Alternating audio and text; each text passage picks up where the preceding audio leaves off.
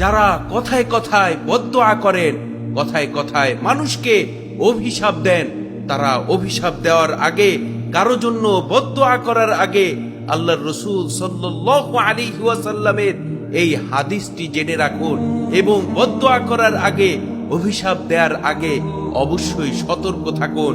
আবু দাউদ শরীফের 4905 নম্বর হাদিস, আল্লাহর রাসূলের বিখ্যাত সাহাবী হযরত আবু দারদা রাদিয়াল্লাহু আনহু বর্ণনা করেন, আল্লাহর রাসূল সাল্লাল্লাহু আলাইহি ওয়াসাল্লাম ইরশাদ করেছেন, ইন্নাল আবদা ইযা লা'না শাইআন সাইদাল লা'নাতু ইলাস সামা। যখন কোনো মানুষ, কোনো বান্দা কোনো বস্তুকে অভিশাপ দেয়, লানত করে, তখন ওই অভিশাপ আকাশের দিকে চলে যায়। ফাতুগলাকু আবওয়াবুহা দুনাহা, অতঃপর সেই অভিশাপের আকাশে ওঠার পথকে বন্ধ করে দেয়া হয়। সুম্মা তাহবিতু ইলাল আরদি ফাতুগলাকু আবওয়াবুহা দুনাহা, তখন ওই অভিশাপ পুনরায় দুনিয়ায় ফেরার জন্য, দুনিয়ায় পুনরায় প্রত্যাবর্তন করার জন্য রওনা দেয়, কিন্তু দুনিয়ার পথকে, জমিনের পথকে বন্ধ করে দেয়া হয়।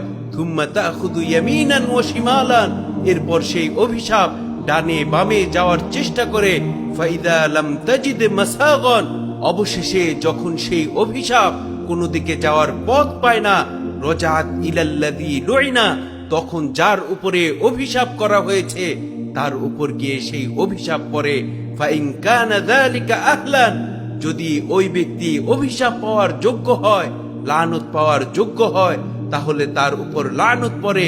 ওয়া ইল্লা রাজাত ইলা কাইলিহা, যদি ওই ব্যক্তি অভিশাপ পাওয়ার যোগ্য না হয়, ওই ব্যক্তি লানত পাওয়ার যোগ্য না হয়, তাহলে যে ব্যক্তি অভিশাপ করেছে, যে ব্যক্তি লানত করেছে, তার উপরেই অভিশাপ পতিত হবে, তার উপরেই লানত পতিত হবে।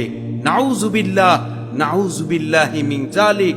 কত ভয়ঙ্কর কথা, কত মারাত্মক কথা। এজন্য কাউকে অভিশাপ দেওয়ার ব্যাপারে, কাউকে লানত করার ব্যাপারে খুবই সতর্ক থাকতে হবে।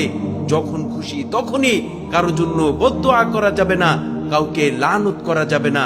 কারণ আল্লাহর রাসূল সাল্লাল্লাহু আলাইহি ওয়াসাল্লামের হাদিস দ্বারা স্পষ্টভাবে এ কথা বোঝা যায় যে যখন কোনো ব্যক্তি কাউকে অভিশাপ করে, কাউকে লানত করে, তখন সাথে সাথে তার লানত কবুল হয়ে যায় না, বরং সেই অভিশাপ আসমানের দিকে অগ্রসর হয়।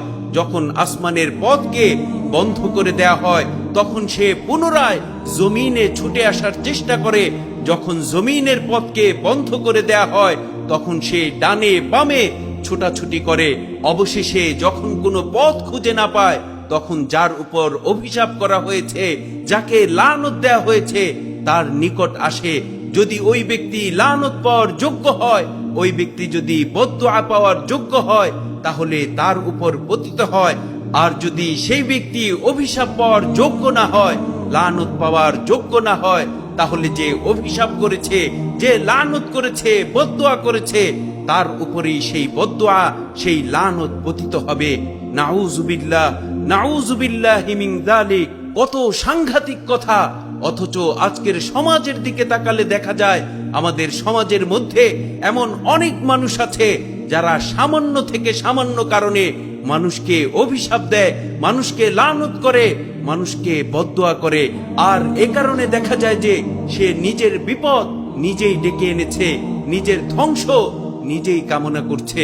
এজন্য আমাদের সর্বদা সাবধান থাকতে হবে, খুব সতর্ক থাকতে হবে।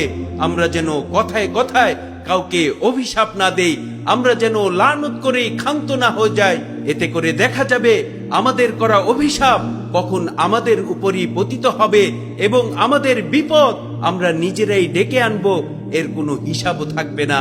আল্লাহ তাবারক ওয়া তাআলা আমাদের সকলকে অভিশাপ করা থেকে, লানত করা থেকে, কাউকে বদদুআ করা থেকে বিরত রাখুন এবং আমাদের সবার মাঝে সুসম্পর্ক তৈরি করে দিয়ে আমাদের গুনাহমুক্ত জীবন যাপন করার তৌফিক দান করুন। আমিন।